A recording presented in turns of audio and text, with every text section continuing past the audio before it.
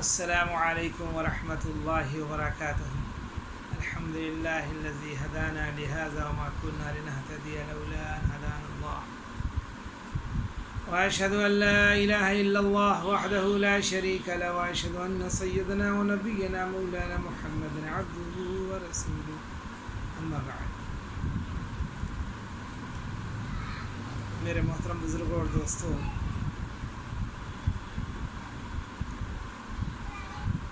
اللہ تعالیٰ نے ہمیں اس دنیا میں مختصر وقت کے لیے بھیجا ہے۔ کسی کو علم نہیں کہ کب تک رہنا ہے، اور قرآن پاک میں ایک آیت کاری ہے، بسم اللہ الرحمن الرحیم، وما خلقت الجن والانس الا لیعبدون، اور میں نے انسانوں اور جناتوں کو نہیں پیدا کیا مگر اپنی عبادت کے لیے۔ اللہ تعالیٰ نے ہمیں اس دنیا میں اپنی عبادت کے لیے پیدا کیا، خود بھی عبادت کرنی ہے اور لوگوں کو عبادت کے لیے کھڑا کرنا ہے، اور اس پر اللہ تعالیٰ نے اجر رکھا ہے، بہت بڑے بڑے اجر اللہ تعالیٰ نے رکھے ہیں۔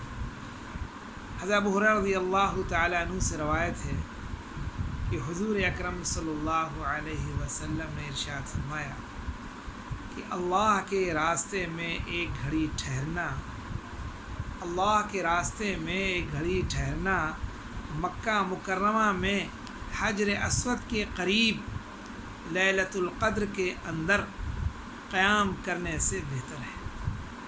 سبحان اللہ، سبحان اللہ، سبحان اللہ، کیا نیکی بتائی ہے۔ اس حدیث شریف کے پیش نظر علماء کرام نے لکھا ہے کہ اس حساب سے اللہ کی راہ میں ایک ساعت ٹھہرنا 10 کروڑ مہینوں کے قیام سے بہتر ہے۔ اللہ اکبر۔ اس لیے کہ مکہ مکرمہ میں لیلۃ القدر میں قیام کم از کم 10 کروڑ مہینوں کے برابر ہے۔ لیلۃ القدر خیر من الف شہر۔ اللہ اللہ، کتنی نیکی اللہ نے رکھی ہے۔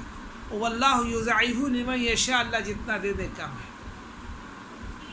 جتنا دے دے کم۔ دنیا نیکی کمانے کی جگہ ہے، آنکھ بند ہو گئی عمل رک جائے۔ اب جس نے دنیا کی مختصر سی زندگی